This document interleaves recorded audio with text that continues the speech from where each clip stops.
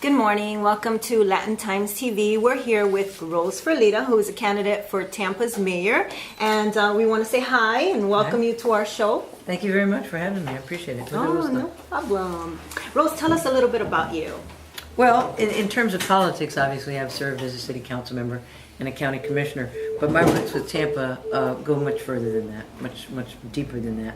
I'm a third generation family here. My grandfather had the bakery in Ybor City that was called La Joven Francesa, and also Ferlita and Sons. And my father took it over afterwards with his brothers. It's a historic museum now for Ybor City that the state acquisitioned from the city bought it from us. And Centennial Park across the street is actually the site of where my grandmother's house was. Oh, wow. So I was born and raised in Ybor City. I've been here all my life. And you know, it obviously tells that I'm concerned about this city and where we've gone and where we are now and where we continue to go. That's one of the reasons, one of the many reasons that I have put myself out for candidate for mayor of the city of Tampa. Awesome. A true Tampeña, huh? That's right. That's right. If elected, how will you ensure that Hispanic small businesses get access to city contracts? Well, you know, this is not going to be any different than how I represented our community on city council and county commission. I have always fought for the rights of the Hispanic community. In my district and county commission, I think it was about representative of 23 to 26% Hispanic. And now after the census, I'm sure that it has grown. History will tell you, my record will tell you, that I've always fought for the rights. I guess if you want me to say that in Spanish, I'll be happy to too. But I've always fought for the rights of the Hispanic community. My mom was Spanish, my dad was Italian, so I consider myself Latina. Cool. And so it's part of my own community. I have fought for representation. I know that at the county, budget cuts almost drove Tony Morejon out of a job. I fought for that, and of course he survived that cut. Maricela Medrano, that was another big fight. We were there front and center fighting for her job. She's there. The Hispanic community needs that extra help in terms of there may be assistance available with the city and the county, but if they don't know and there's nobody there to help them with a language barrier or whatever else, then they won't be able to take advantage of lots of the services that we have, and more importantly, not necessarily just that we have, but that they have the right to use. Small businesses, small business community. A lot of Hispanics want to start their own businesses.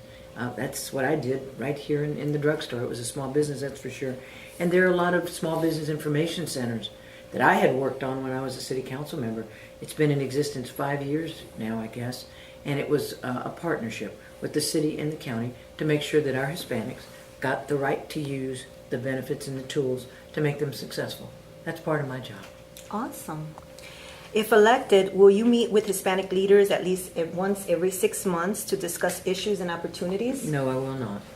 I will not. You want to know why? Sure. 6 months is too long. No, Very well said. I need to have that connection more often than that. 6 months. By the time they tell me something that's of issue to them, and I try to react to it, I would at least quarterly, but you don't ever want to have like a steadfast policy like that that says you and I can communicate every 3 months. My administration will be absolutely citizen friendly. If everybody has a concern, they need to get in touch with us. We don't need to wait for structured meetings. Sure. But quarterly is probably good as a matter of policy, and in between is probably better. Awesome. If elected... You thought I was going the wrong direction when I said, no, I'm not Yeah, meeting you scared me. I was like, oh, no. No. If elected, what actions will you take to ensure that Hispanics represent an equitable share of top-level city executives?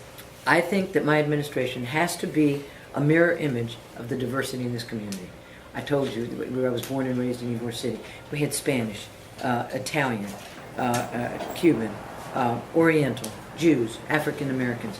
We need to kind of embrace that same kind of flavor. That's what I grew up with. That's what I know. For me, prejudice in terms of different backgrounds and ethnicities is just counterproductive to what I want to do as mayor. Right.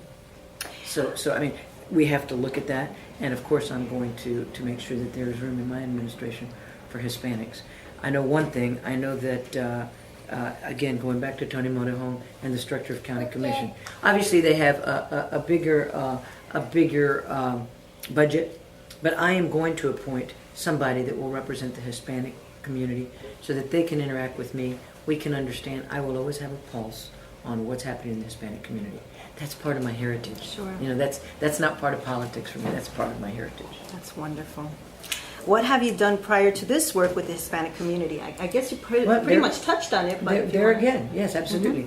My population here in this building that was my drugstore, Rose Drugs, had many Hispanics. They loved it when they came in here. Their prescriptions, they couldn't read the English directions. Certainly would put it out in Spanish. Certainly would be able to communicate with them. All along the ways, even as a city council member, as county commissioner, many times we would have a Spanish-speaking citizen that would come in, and nobody could communicate or react to what they were asking. It was very easy for me to go right back into Spanish. That was part of the flavor, if I can continue this. Sure. That we had in Ybor City. It was very common for my family, my brother and I, my mom and dad, to start having dinner, start in English, go to Italian, and end up in Spanish. So it kind of flows pretty easily for me. I know how that is. And it's really the security. Like, you're not asking me this, but I'm volunteering it. The Hispanic community has to know and has to be comfortable that the person that's going to be their mayor is going to be able to support their issues. Somebody who is bilingual or trilingual. Somebody who understands that minorities need help. And in many cases we're overlooked. I am a minority. Yeah. So that kind of commitment, that kind of policy just goes right with me. As a pharmacist, city council member, commissioner, and God willing, their mayor next. Great. If elected, will you agree to an interview with Latin Times every quarter to discuss Hispanic issues? See, I knew there was a catch. Yes, I will be happy to. Awesome. I will be happy to. We're going to look There's forward just to that. one problem first. We have to get beyond next Tuesday, get elected, and that's an easy commitment to make. Yes, absolutely. Great.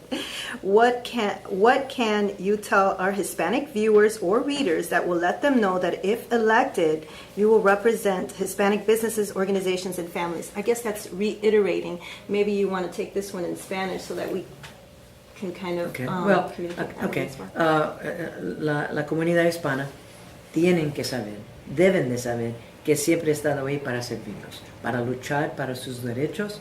Y eso va a seguir como alcaldesa. Qué bueno, me alegro mucho. Gracias. Well, we want to say thank you for spending this time with us. Thank for you. Being I so appreciate candid the opportunity and open with to us let the and Spanish community know that I'm there, and God willing, they'll help me get elected, and they will not be sorry. Thank you. Thanks. God bless you and good luck. Thank you so much.